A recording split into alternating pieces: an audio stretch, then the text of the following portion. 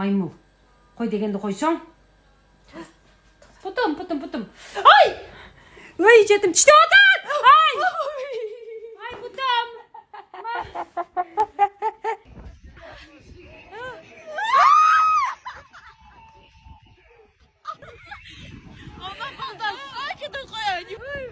Они должны мало страдают.